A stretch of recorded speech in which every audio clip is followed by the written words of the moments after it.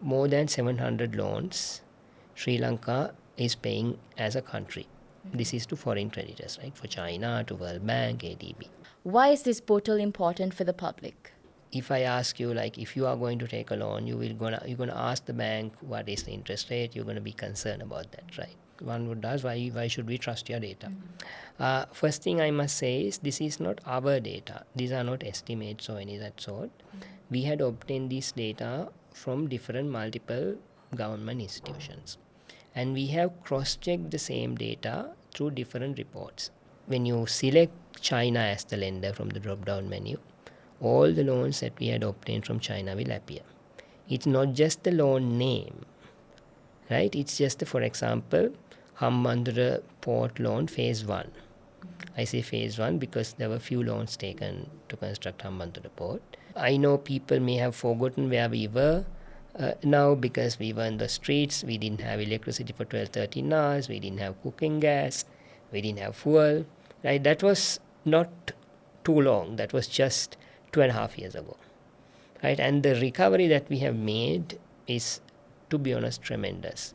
And the important thing is, despite the government change, it seems that there is a consensus that we continue on this reform path to keep the economic stability.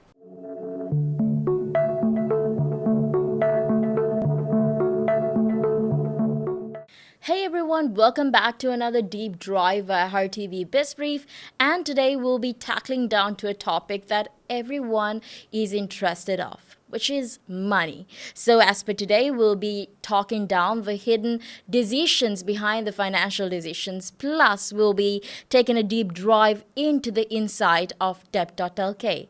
Without further ado, let's jump to the speaker. He's the architect behind Debt.lk, plus the director of debt research at Haritv Research and a lecturer at University of Colombo. By his name, he's Mr. Umesh Moramudali. Hi, Mr. Umesh. How are you doing? Hi, I'm good. It's a pleasure to be here, Disakya. Great. So first, let's talk about the Debt.lk portal. So when talking about Debt.lk, it is true that we can get access to the loans which were taken from Sri Lanka, plus we can get the access to see from where it was taken, why it was taken, and the current status. Who was the main initiative behind this portal? Well, actually, this idea came a few years back when I was researching about this subject, because this is before the debt crisis. There was a time when there were a lot of misinformation about the public debt. This particular loan was taken from China, and for this particular project. So I was studying this. I was an economic researcher at the time. I wanted to dig in what's the truth of it. Then I realized this information is there, recorded somewhere in some government institution, but it is scattered, right? So I wanted to bring it all together and make sure that all of them are put in one place so that anyone who is interested about public debt can get to know this information. The idea for the portal developed actually when Sri Lanka was leading to economic crisis. This misinformation get more and more severe, right? People often get confused how much you borrow, and there was some time back there was a whole narrative about Chinese debt trap, whether Sri Lanka is in a Chinese debt trap, whether China is trying to take over Sri Lanka, whether we traded our debt into Hambantota Port, whole lot of that. And the key to understand this was to demystify from whom we had borrowed and for what we had borrowed, at what interest rate, and how much we had borrowed, right? So that is the beginning of this, right? So that's how we started digging deep into which were the loans that we have taken and which year, and we try to track that through multiple sources to make sure that we get the correct information, right? So that was a years of work, but we wanted to put this in public because with the debt crisis, we feel that there is a significant need, or rather an urgent need from people and from the public to understand why we are borrowing money, from whom we are borrowing money. The demand for this information and the transparency and accountability is much more than what we saw probably 10 years ago, right? We saw economic crisis, we saw people uprising, and at that point people were demanding transparency, where are we borrowing and from where to where we are spending. So what we try to do with this is that to present that information at one place for anyone who wants to know, okay, for example, let's say how much we had borrowed to construct the Mattala airport, how much we had borrowed to construct the Southern Expressway, right? When you go into the portal, you'll be able to see what were the loans that we have taken for this and how much we spent for that, what's the interest we are paying for that. Well, so let's scatter what you said. Let's narrow it down. Yeah. Why is this portal important for the public? I think to answer your question, I'll go back to the idea of public debt. Right? When the government borrow, we generally call it public debt, because at the end of the day, nobody is paying this from their own pocket. It's not the politician, it's not the government official that makes this decision, it's not the cabinet, it's none of those people. At the end of the day, that burden comes to the citizens, all of us, you, me, anyone, in Sri Lanka. So the idea is that if it is borrowed on behalf of public, remember those who in the parliament and the officials, they work on behalf of public, and then that's where the debt comes in. So there's obviously going to be a lot of public debt, borrowing for different projects. It is borrowed on behalf of public, as I mentioned before, right? And eventually it is public that is going to pay either through taxes or any other form, right? So therefore it is a right of the public to know for what we had borrowed and how we had borrowed and the interest rate of it, so on and so forth. I mean, if I ask you, like, if you are going to take a loan, you're gonna ask the bank what is the interest rate. You're going to be concerned about that, right? Similarly, we see there is a demand for transparency from public. Why are we getting this loan? What's the importance of this loan? Are we getting this at a higher interest rate than we could otherwise? So this information therefore needs to be public. It is, I mean, to a certain degree, all this information are public. I must say that all this information we have obtained from the government sources. What they have done is put all of this together at one place so that it is easier for people to navigate. I mean, just because I am obsessed with researching this and trying to find it out doesn't mean everybody else has time to do that, right? I do this because I like it and it's my job, right? But someone who's doing, let's say, some other job, or a doctor, let's say this doctor has some interest, how much Sri Lanka has borrowed to construct this hospital or to construct this highway, and at what interest rate. So that person doesn't have much time to find that information, right? But that information is important to him. It is his right to have that information, right? So what you've done is collate those information from multiple sources and make it available for the public so that the public can see how their money is spent. Awesome. So you said that also the data was scattered. So all these scattered data are being collected to a one roof, which is the portal Debt.lk. But when collecting the data, there is a small doubt where the people can get, okay, are these data accessible? Where does this accuracy come from in this data? What is the reliability of it? How would you assure the guarantee of the data which you had published in the portal? Yeah, actually that's an excellent question, because one would ask, why should we trust your data? First thing I must say is this is not our data. These are not estimates or any of that sort. We had obtained this data from different multiple government institutions, and we have cross-checked the same data through different reports. For example, every year there has to be a report done by the Auditor General about the situation pertaining to government finances, how much the government spend, how much the government borrow, how much the government tax, how this money is spent is very thoroughly screened by the Auditor General, right? So when we've obtained this data from different sources, for example, we've obtained some of the data from External Resource Department, which handles the foreign debt, some data from the Minister of Finance annual report. And then we've cross-checked this data with some of the audit reports, which that has published alongside to see whether this data is accurate or not.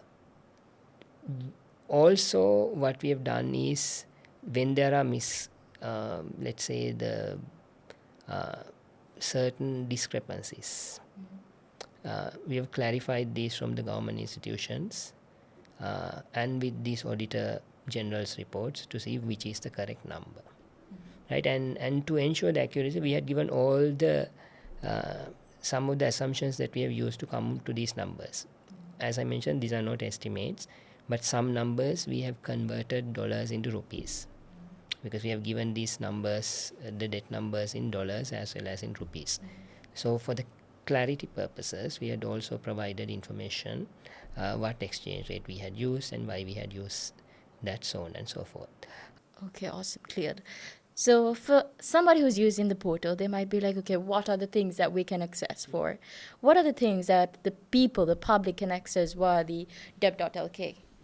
So there are two sides to this. One is that when you enter the website, you have a general visualization, few general visualizations, which explains you the sort of the overall situation regarding Sri Lanka's debt.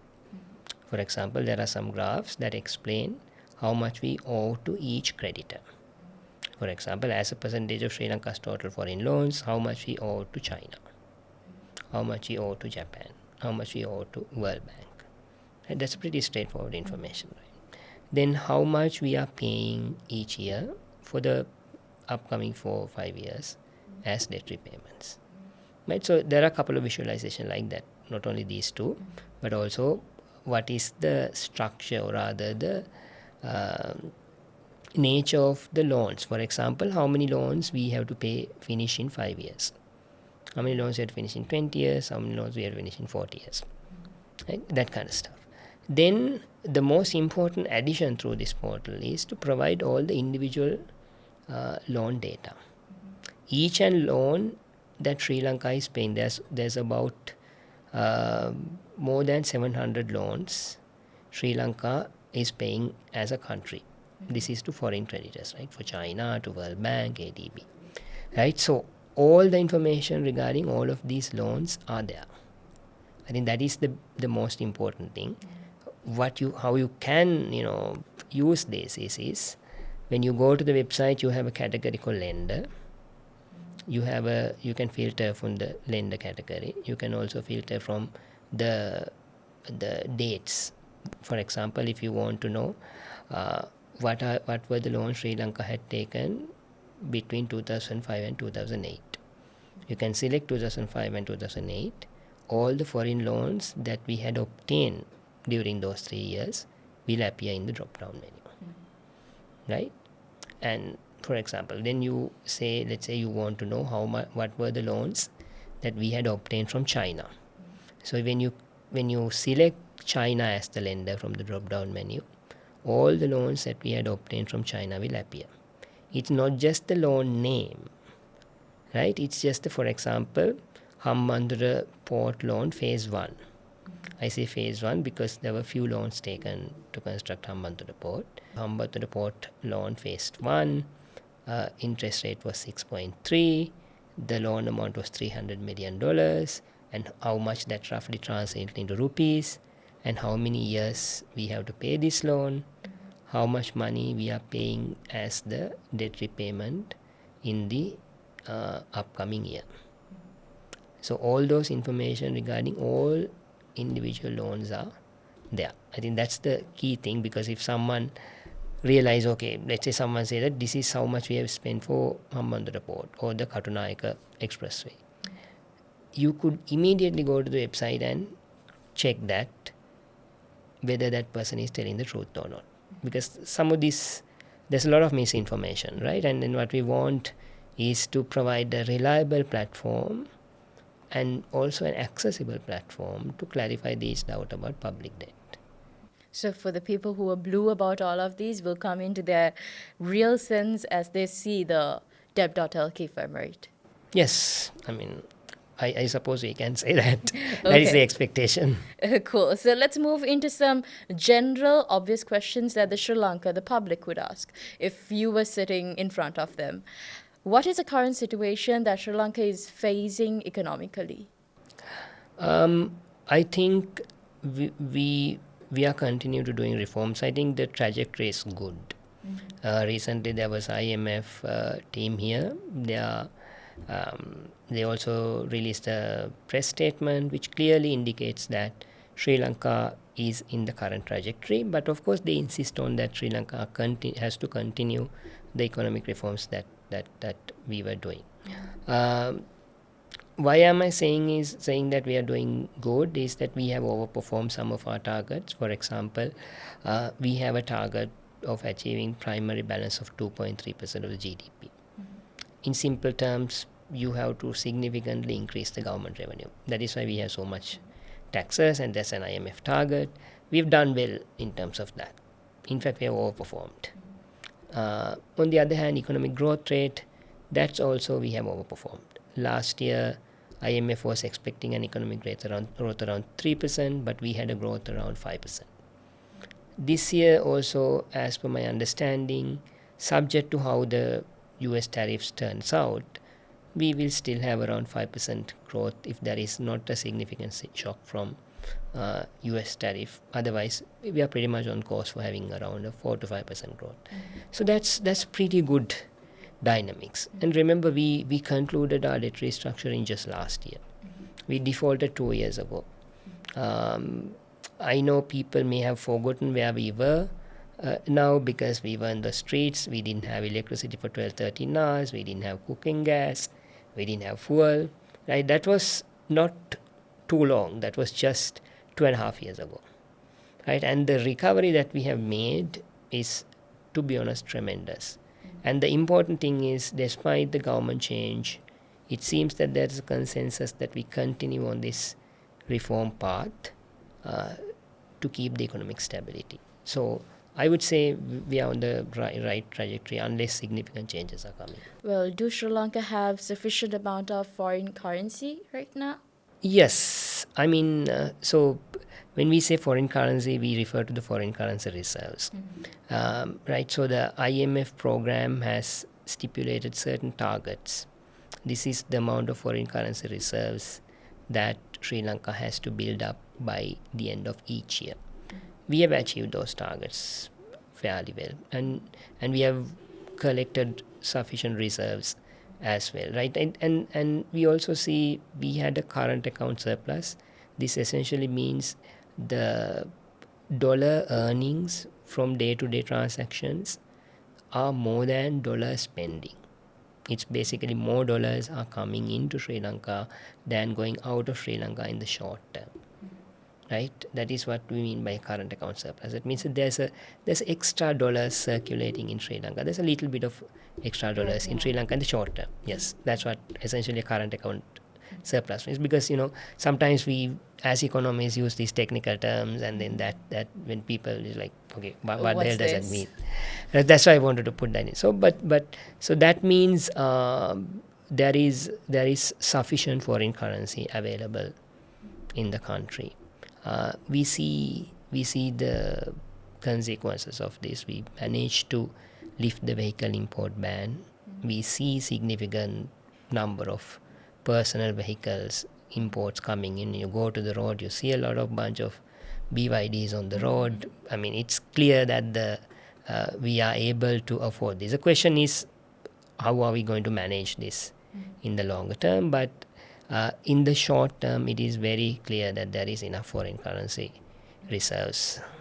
Well, so you said that there is sufficient amount of inflow to the country and also a sufficient amount of ingoing around the country. So what if I ask you, is Sri Lanka repaying the debt? Yeah, I think this is an interesting and important question, because I've heard a lot of people, they even ask me sometimes, we are not paying debt till 2028. That is actually not true. We've restarted paying our debt in 2024 and 2025. For example, there are multiple creditors, different creditors. For example, one type of creditor is what we call international bondholders. This is essentially the international bank that had given us dollar loans. These are not attached to any project. You go, you borrow from them, you can spend it on anything, you just have to pay it on time. These are what you call international sovereign bonds, right? So the restructuring, those concluded end of last year. and we restarted paying them immediately the interest, right? Because we have to pay the interest for them. We are repaying the interest for them. In terms of their capital repayment, as in like the loan installment part, when you take a loan, you have the loan installment part and the interest part. Right now, what we are paying mostly is the interest for the bondholders, right?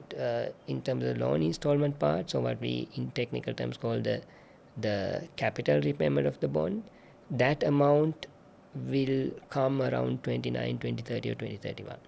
So, but up until then, we are paying the interest.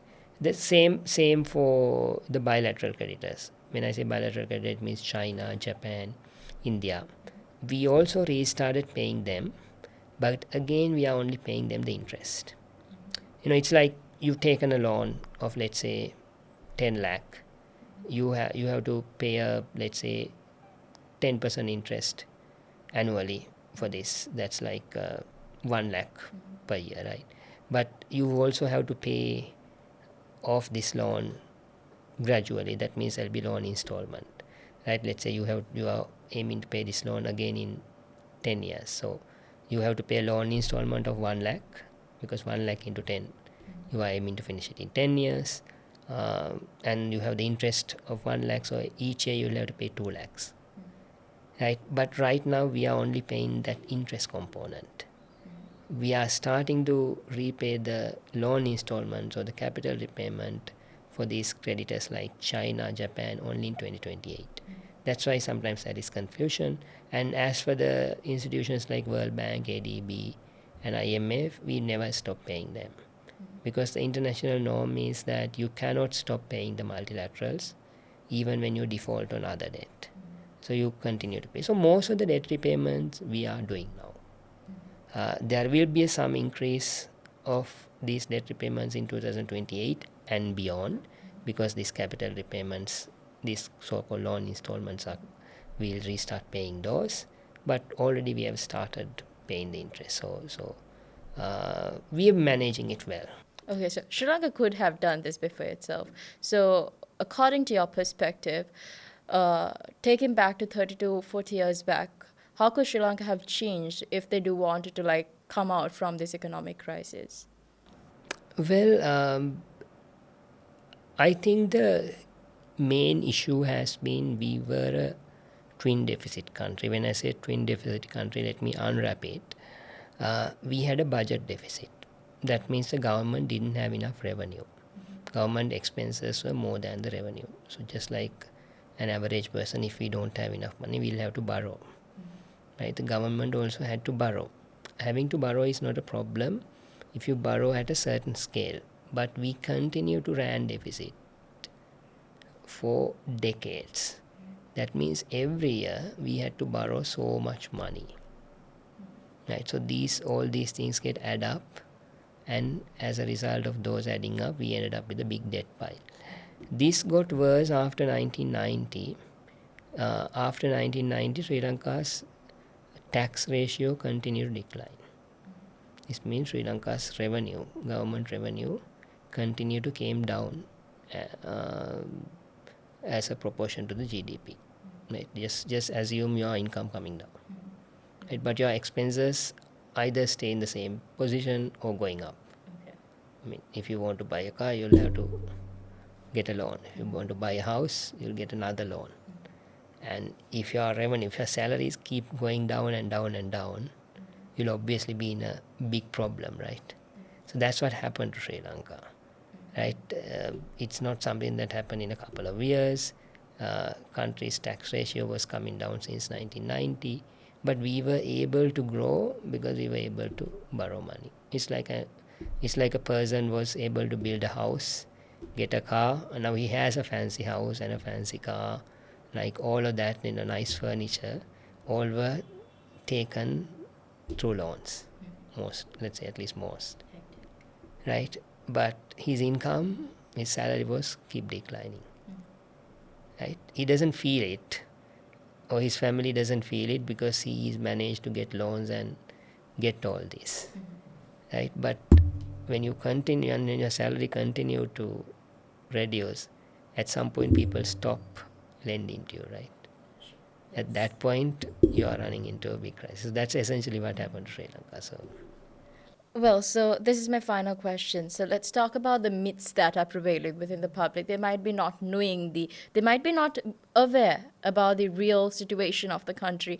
And there's so much of rumors which are going on. What are the major myths that you had seen as a researcher? I think for a long period of time, the major myth I had seen was that Sri Lanka was in a Chinese debt trap, which is now to a large extent is, I would say, corrected. Because initial idea was that we owe a lot of money to China, and we couldn't pay China, and then China came and took them onto the port. That turns out, our research also shows that we just, of our total loan portfolio, of our total foreign loans, only about 15 to 20% is owed to China. And that itself is not going to make a problem, right? And then, as I mentioned, some people make this mistake of we are not paying debt till 2028. That's not quite true. As I explained, is the loan installments. It's only the loan installment for the creditors like China, Japan starts in 2028. Other loan repayments we have restarted paying, right? And then also there is this myth which is very popular. It is just the corruption that led to this crisis. This is not a popular thing to say, but the truth is there was corruption. Corruption was one of the reasons. But as I explained to you before, the fact that the country didn't manage to increase taxes. They kept the tax rates low, and they subsidized the electricity and fuel. Fuel and electricity was given at a very low price. Because government was bearing the loss. So that's all for this episode, and just keep up with us to get the updated news factors plus the business updates, the business trends and the economic trends which are prevailing in Sri Lanka plus the foreign countries. So with that, Mr. Umesh, thanks a lot for joining with us, and let's look forward for the updating news which are on Debt.lk. Thank you. It's a pleasure to be here, Disakya. Thanks a lot.